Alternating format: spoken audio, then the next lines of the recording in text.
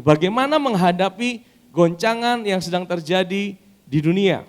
Ibrani pasal 12 ayat 25 sampai 28, jagalah supaya kamu jangan menolak Dia yang berfirman. Sebab jikalau mereka yang menolak Dia yang menyampaikan firman Allah di bumi tidak luput, apalagi kita jika kita berpaling dari Dia yang berbicara dari sorga. Waktu itu suaranya menggoncangkan bumi. Ya, waktu itu nanti kita akan belajar waktu itu kapan waktu itu Saudara ya. Tetapi sekarang Ia memberikan janji, satu kali lagi aku akan menggoncangkan bukan hanya apa? Bumi saja melainkan langit juga. Jadi kalau saudara hari-hari ini sedang terjadi goncangan, tidak usah kaget. Karena ini sudah tertulis dalam firman Tuhan.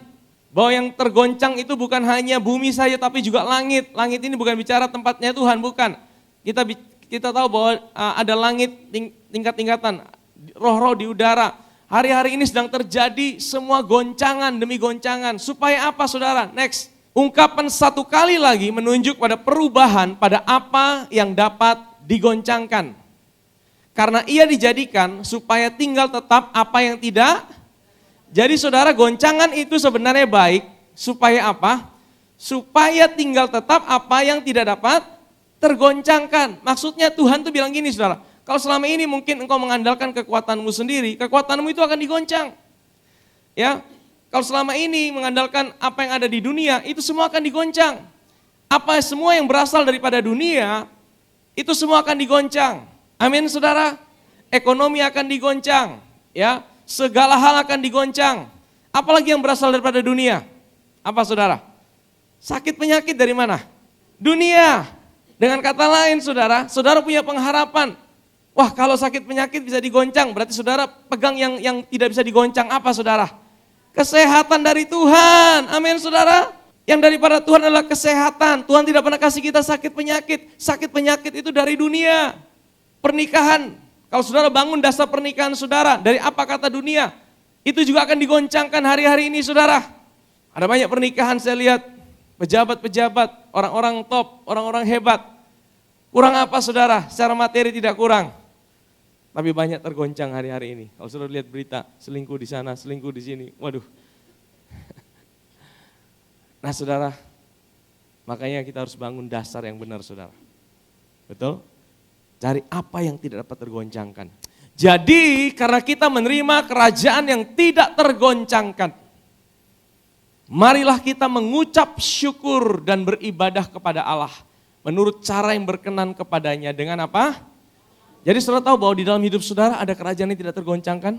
Karena sang raja itu tinggal dalam hidup saudara. Amin.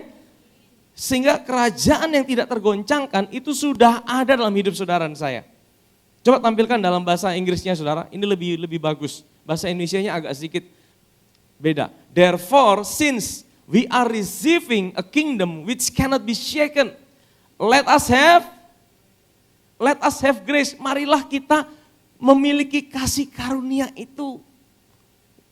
Supaya apa? By which we may serve God acceptably with reverence and godly fear. Ternyata saudara, Tuhan kasih kuncinya.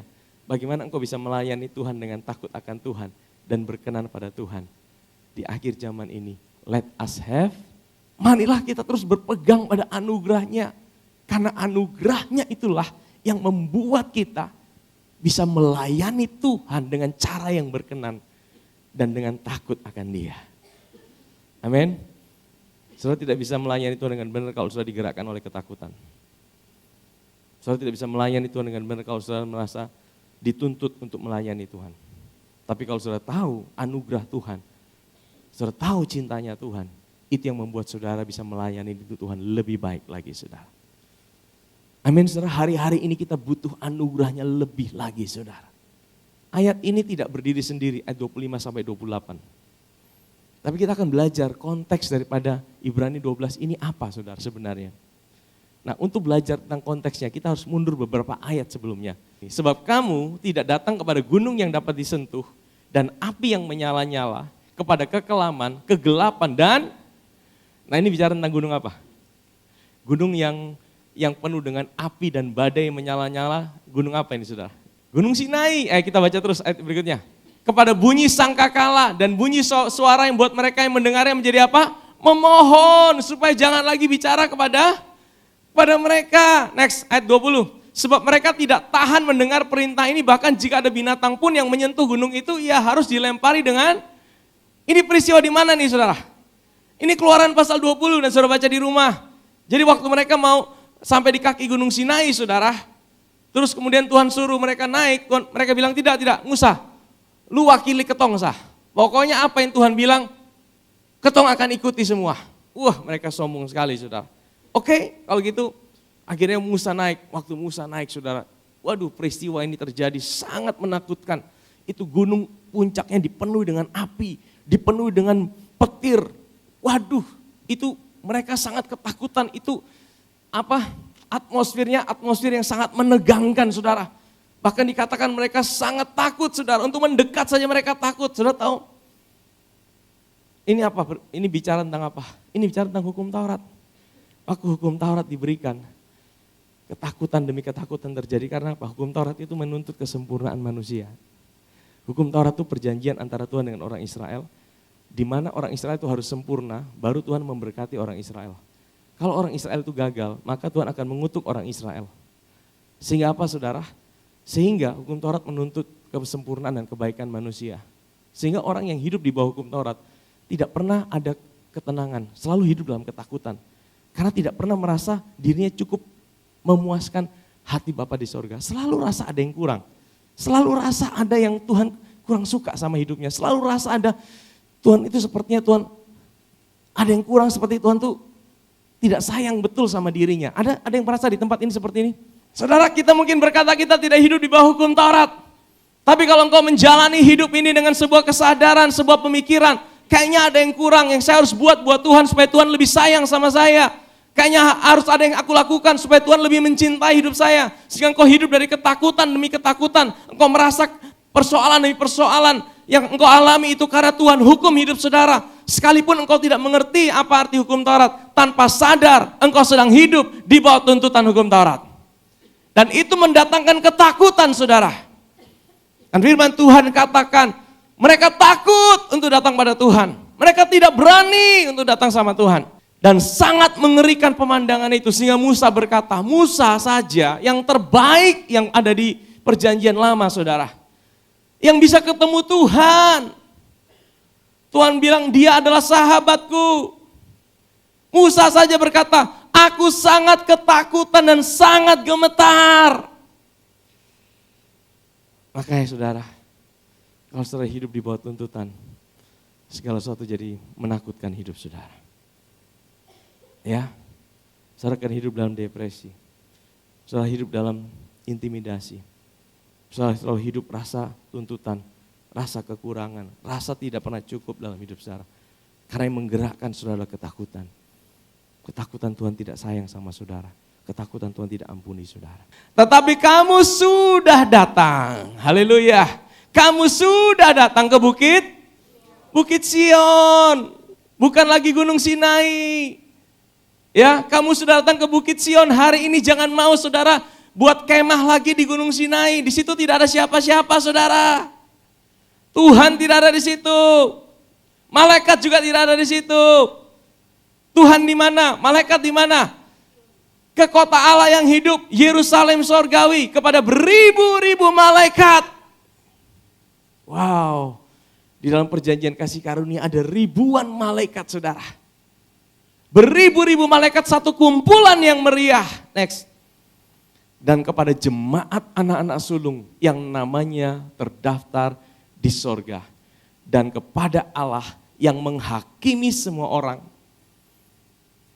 Dan kepada roh-roh orang benar yang telah menjadi, apa artinya ini? Artinya gini saudara, hari ini Allah itu menghakimi engkau itu adalah orang benar, itu betul-betul legal. Saudara tahu, untuk Tuhan itu menjadikan engkau benar, menyatakan engkau benar, kalau di dalam perjanjian lama, itu tidak bisa. Maksudnya, kalau di dalam perjanjian hukum Taurat itu tidak bisa, karena manusia hidup di bawah hukum Taurat. Tapi saudara tahu, sejak Yesus naik di atas kayu salib, disitulah telah terjadi pertukaran. Dosa saudara dipindahkan ke Yesus, kebenaran Yesus dipindahkan ke saudara. saudara dijadikan benar karena ada seorang pribadi yang bayar buat hidup saudara 2000 tahun yang lalu.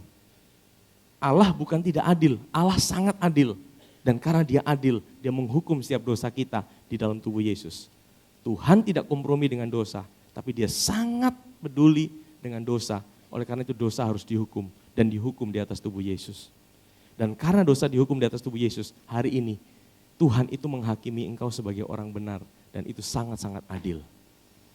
Amin saudara. Kalau hari ini engkau orang percaya, orang lahir baru dan Tuhan bilang engkau orang tidak benar, itu Tuhan tidak adil. Tapi karena engkau orang percaya, orang lahir baru, hari ini kalau Tuhan bilang engkau orang benar, itulah keadilan Allah.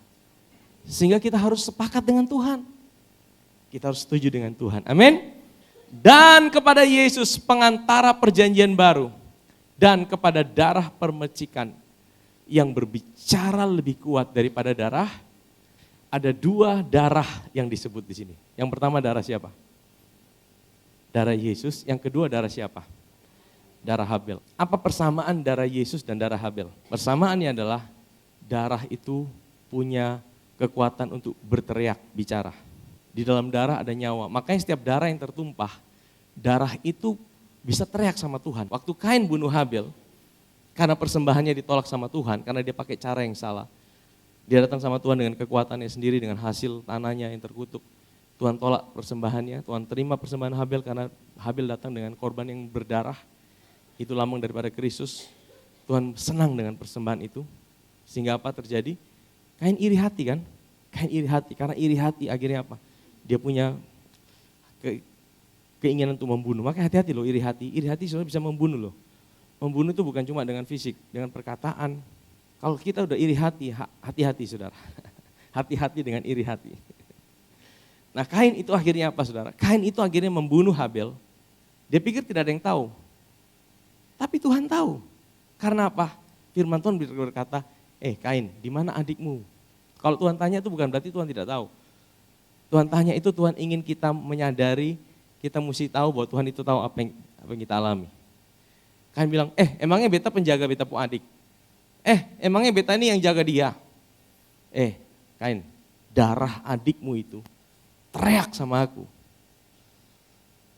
Saudara tahu? Darah Habel itu teriak bilang apa? Balaskan! Balaskan! Aku dibunuh dengan tidak bersalah, balaskan! Jadi hati-hati saudara, kalau darah tertumpah, darah itu bisa berteriak dan darah itu menuntut balas. Dan Tuhan dengar suara darah. Tuhan dengar suara darah.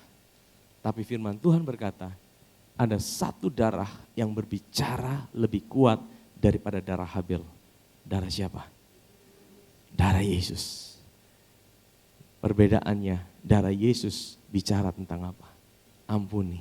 Darah Habel bicara tentang balaskan Tuhan, balaskan Tuhan. Darah Yesus berkata, ampuni mereka, ampuni mereka, ampuni mereka, ampuni mereka, ampuni mereka. Sebab mereka tidak tahu apa yang mereka perbuat. Ampuni mereka, ampuni mereka. Darah Yesus bicara tentang pengampunan dosa. Darah Habel bicara tentang penghukuman, pembalasan. Dan firman Tuhan berkata, darah Yesus berbicara lebih kuat daripada darah Habel. Dan Allah mendengar itu saudara. Sehingga hari ini saudara, yang menjadi inti dari Gunung Sion itu saudara, salah satu core yang terpenting di dalam Gunung Sion yaitu apa? Pengampunan dosa. Katakan pengampunan dosa. Pengampunan dosa. Amin saudara. Pengampunan dosa itu adalah inti dari pemberitaan Injil. Banyak kali kita hanya bicara pengampunan dosa, pengampunan dosa. Tapi kita tidak sungguh-sungguh tahu. Kita tidak sungguh-sungguh mengalami kuasa daripada pengampunan dosa itu saudara. Sehingga kita selalu merasa, ya Tuhan ampuni dosa saya. Tapi kalau saya gagal lagi berarti dosanya dihitung lagi. Menurut saudara kira-kira saya mau cek di tempat ini ya. Waktu Yesus mati di atas kayu salib, dia ampuni dosa kita seluruhnya atau sebagian? Seluruhnya itu maksudnya apa? Masa lalu, masa kini, dan masa akan datang. Betul? Setuju? Wah, luar biasa nih UCC ya. Artinya tidak sia-sia, saudara. Karena apa, saudara? Masih ada pengajaran yang berkata, waktu kita lahir baru, detik kita lahir baru, Tuhan ampuni dosa kita. Tapi kemudian waktu kita menjalani hidup itu setelah lahir baru, nah dosa kita mulai dihitung lagi. Lu buat salah satu, Tuhan hitung lagi. Lu buat salah dua, Tuhan hitung lagi. Lu buat salah tiga, Tuhan hitung lagi. Nah lu harus minta ampun. Kalau lu seni minta ampun, awas lu, hati-hati. Lu salah minta ampun, masuk neraka. Ada seperti dengar pengajaran seperti itu? Banyak, saudara. Banyak, saudara. Coba kita buka di dalam Kolose pasal 2 ayat 13. Kamu juga meskipun dahulu mati oleh pelanggaranmu dan oleh karena tidak disunat secara lahiriah, telah dihidupkan Allah bersama-sama dengan Dia sesudah Ia mengampuni berapa banyak? Segala pelanggaran kita. Segala itu berapa banyak? Waktu Yesus mati kita belum lahir, betul? Bagaimana Dia bisa ampuni segala dosa kita? Nah dulu saya juga bingung, bagaimana Dia bisa ampuni segala dosa kita? Kita kan belum lahir. Nah kalau kita pakai prinsip seperti itu, kita tidak akan bisa mengerti. Tapi kita harus tahu bahwa Tuhan kita Tuhan di luar waktu. Kita manusia ini di dalam waktu. Maksudnya gini saudara, kita tuh tidak bisa bilang hari ini hari apa? Hari Minggu. Besok saya tidak mau hari Minggu, saya mau hari Rabu. Bisa tidak? Tidak bisa, karena kita diciptakan Tuhan, waktu ada baru kita ada. Betul tidak? Tuhan ciptakan dimensi waktu, baru kita manusia diciptakan di dalam dimensi waktu. Tapi Tuhan itu di luar dimensi waktu. Dia yang menciptakan waktu. Dia ada sebelum waktu ada. Jadi bagi Tuhan, makanya kalau saudara baca di dalam kitab Wahyu, anak domba Allah itu sudah menderita, bahkan sebelum dunia dijadikan. Karena apa? Karena Tuhan itu di luar waktu. Bagi Tuhan peristiwa salib, itu bukan 2000 tahun yang lalu. Bagi Dia, bisa saja itu sekarang. Karena Dia di luar waktu. Begini saudara, ini waktu nol. Ini waktu 6000 tahun. Kita manusia tidak bisa keluar dari dimensi ini. Kita harus menjalaninya. Tapi Tuhan, Dia di sini. Dia lihat yang awal, Dia lihat yang akhir. Makanya dikatakan, Dialah Alfa, Dialah Omega. Amin saudara. Waktu Dia naik di atas kayu salib, saudara tahu apa yang terjadi. Di saat itulah Dia melihat hidup saudara dan saya hari ini. Tahun 2025, engkau yang duduk di tempat ini, Dia sudah menghapuskan segala dosa dan pelanggaranmu. Amin saudara. Kalau saudara mengerti ini, saudara akan tahu betapa besar Dia mengampuni dosa kita. Itu bukan berdasarkan pelanggaran kita saudara. Efesus 1 ayat 7 bilang gini. Sebab di dalam Dia dan oleh darahnya kita beroleh penebusan, yaitu apa? Pengampunan dosa. Menurut apa? Bukan menurut pelanggaran saudara. Saudara mungkin buat dosa 100, Tuhan ampuni bukan dengan 100. Menurut kekayaan kasih karunia-Nya. Jadi yang Dia bayar buat hidup saudara itu overpayment. Jauh lebih besar daripada dosa saudara. Saudara, misalnya kalau saudara ini punya teman lagi berhutang. Dia dililit utang, mungkin hutangnya 100 juta. Saudara tanya sama dia, lu hutang berapa? 100 juta. Oke, ini beta kasih lu 1 triliun, lu bayar sudah. Kira-kira kalau saudara sudah tahu, saudara dibayar 1 triliun, saudara masih takut ketemu orang yang kasih utang saudara? Mungkin kalau saudara hari ini belum bisa bayar utang, saudara mungkin ketemu orang yang kasih utang, kalau dia datang bilang beta son ada. Ya kan? Tapi kalau saudara tahu, utang saudara sudah dibayar, dan bahkan lebih daripada utang saudara. Kalau saudara masih takut ketemu yang kasih utang, kira-kira yang kasih bayar saudara punya utang sedih tidak? Pasti sedih. Itulah realita kita hidup sebagai anak-anak Tuhan. Kalau kita tidak tahu kebenaran ini, sekalipun Yesus sudah mati di atas kayu salib 2000 tahun yang lalu, tapi kita masih hidup di dalam bayang-bayang ketakutan. Dan itulah yang menjadi dasar kalau goncangan itu datang, kita akan tergoncang. Sebenarnya yang menakutkan buat kita, yang paling menakutkan itu bukan gempa bumi, bukan perang di luar sana, bukan resesi ekonomi, itu cuma memicu. Tapi yang paling menakutkan adalah ketika jiwa saudara tidak pernah tenang dan saudara merasa Tuhan itu jauh dari hidup saudara. Yang paling menakutkan dalam hidup ini adalah apa? Ketika engkau pikir engkau terpisah dari Tuhan. Yang paling menakutkan dalam hidup ini adalah ketika engkau pikir Tuhan itu tinggalkan hidup saudara. Tapi kalau saudara sadar hari ini bahwa dia sudah bayar setiap dosamu, bahkan lebih daripada setiap pelanggaranmu. Makanya ada lagu, sejauh timur dari barat engkau membuang dosaku. Timur dari barat itu bukan Kupang Timur, Kupang Barat, saudara. Bukan Indonesia Timur, Indonesia Barat. Timur dan barat itu tidak terukur, saudara. Itu yang Tuhan mau kita mengerti. Waktu kita mengerti ini, saudara. Saudara ada dalam sebuah solid foundation. Fondasi yang kuat untuk saudara menjalani setiap goncangan, tantangan yang ada di dalam hidup ini, saudara. Karena saudara tahu ada seorang pribadi yang tidak pernah tinggalkan saudara, apapun keadaan dan situasi hidup saudara. Karena dia sudah bayar setiap pelanggaranmu 2000 tahun yang lalu di atas kayu salib. Amin, saudara.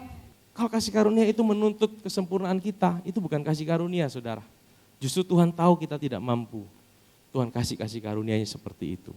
Ada yang bilang, oh kalau gitu kita hidup seenaknya saja. Nah itu topik yang lain, nanti saya tidak akan bahas hari ini. Tapi saya akan bicara dulu, saudara mesti yakin. Saudara mesti sadar, pengampunan dosa dari Tuhan itu jauh lebih besar daripada setiap pelanggaran dan kesalahan kita. Amin? Itu mesti tertanam kuat. Di dalam Efesus 1 ayat 7 kata, di dalam dia dan oleh darahnya kita beroleh. Kata kita beroleh itu bahasa Inggrisnya, we have, in him we have redemption. Kata we have itu dalam bahasa Yunaninya itu dalam present aktif indikatif. Itu artinya suatu peristiwa yang terjadi sekarang dan sedang terjadi terus menerus. Pengampunan dosa itu berkat yang terbesar dalam hidup ini.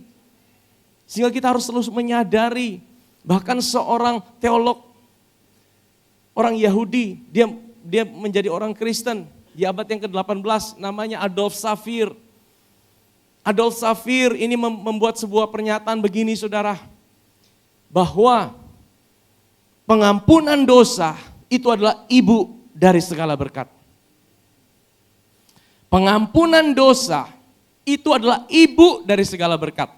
Artinya apa? Kalau dikatakan ibu, itu artinya kalau saudara dapatkan berkat itu akan melahirkan berkat-berkat yang lain. Saya akan tunjukkan beberapa berkat yang lahir karena pengampunan dosa. Saudara ingat kisah mengenai seorang lumpuh yang dibawa oleh 4 orang temannya. Satu kali ada orang yang lumpuh, kemudian dia digotong sama 4 orang temannya. Makanya saudara mesti ketemu teman-teman yang bisa bawa saudara pada Yesus. Temukan komunitas yang selalu bisa bawa saudara pada Yesus. Saudara, orang lumpuh ini imannya udah tidak bisa lagi. Dia udah menyerah mungkin. Dia bilang mau mati sudah. Tapi ada 4 orang temannya tidak menyerah. Yesus sedang ngajar di sebuah rumah penuh, saudara. Mereka tidak bisa masuk, mereka lewat atas. Mereka naik ke atas, saudara tahu rumah orang Yahudi, kalau saudara ke Israel, itu rumahnya dari batu semua, saudara. Jadi saya bayangkan bagaimana mereka harus pukul-pukul itu dinding batu itu, saudara. Sampai ada lubang yang cukup untuk mereka turunkan satu orang itu persis di depan Yesus. Waktu Yesus lihat itu, saudara, Yesus bukan lihat iman orang itu, Yesus lihat iman teman-temannya. Wah, luar biasa ini, luar biasa. Tapi kemudian apa? Yesus bilang gini, dosamu sudah diampuni. Aneh kan? Orang-orang situ langsung rame, wah ini orang sesat mana bisa diampuni dosa, emangnya dia siapa? Emangnya dia Allah, dia bisa ampuni dosa?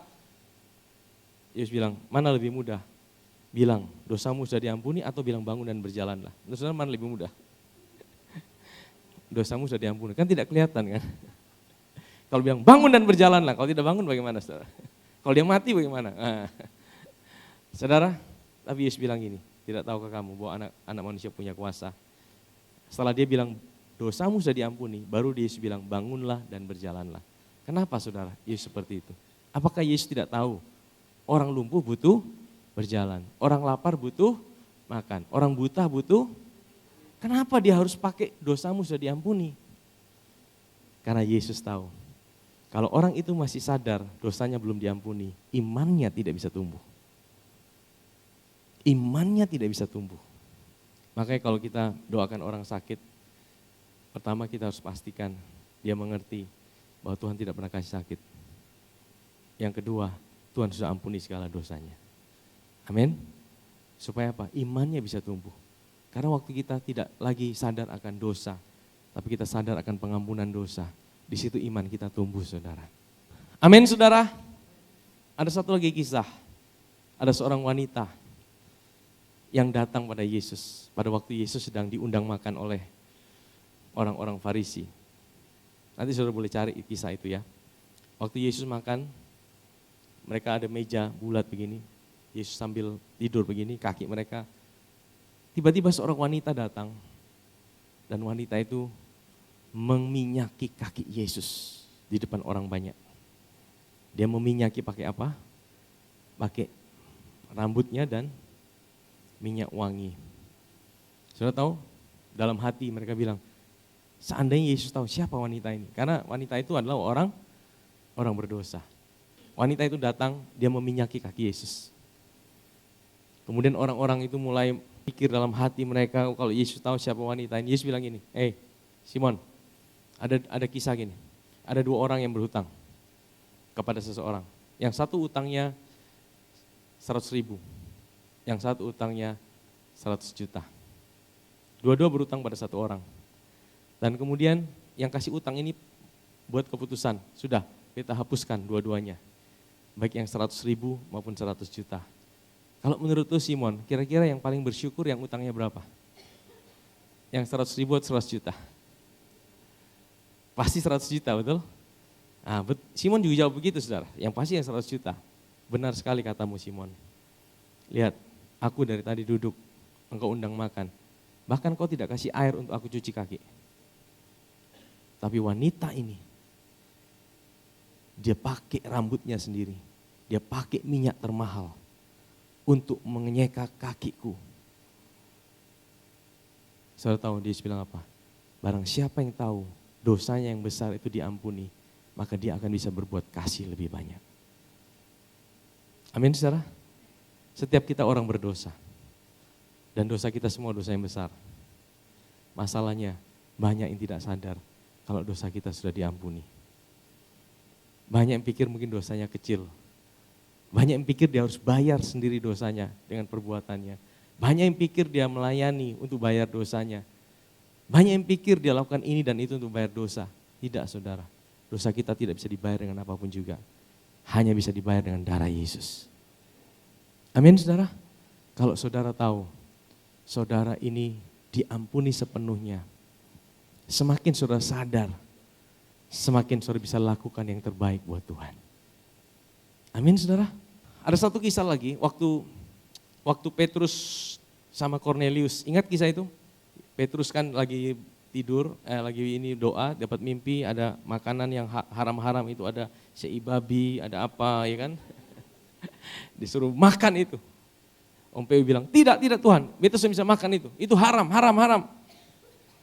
2 kali, saudara. Akhirnya ada orang utusan Cornelius datang, ketok pintu, tok. Ada nama Om Peu di sini kok. Wah, Om Peu turun. Iya itu beta, kenapa? Nah tadi malam ketemu bos, ini dapat mimpi dari Tuhan, malaikat datang. Katanya suruh di sini ketemu dengan Om Peu. Oh beta Om Peu, lu bos siapa? Oh beta bos ini tentara Romawi, orang hebat. Oke. Petrus langsung pergi. Begitu sampai di rumahnya, saudara, mereka sudah kumpul seperti mau ibadah, saudara. Cornelius dan seluruh keluarganya semua bukan orang Yahudi. Mereka duduk. Dan Petrus baru tahu ternyata Tuhan suruh yang haram-haram itu bicara tentang bangsa-bangsa di luar Yahudi. Itu juga menerima keselamatan. Langsung Petrus khotbah, saudara. Petrus khotbah. Saudara tahu apa yang dia khotbahkan? Mari kita lihat di dalam Kisah Para Rasul 10. Tentang dialah, dia ini siapa? Yesus. Tentang dialah semua nabi bersaksi bahwa barang siapa percaya kepadanya, ia akan mendapat apa? Pengampunan dosa oleh karena namanya. Jadi saudara tahu, Petrus itu khotbah bukan cuma 1 ayat, dia khotbah panjang, saudara. Tapi waktu terakhir dia khotbah sampai di ayat 43 ini, saudara. Dia khotbah tentang pengampunan dosa.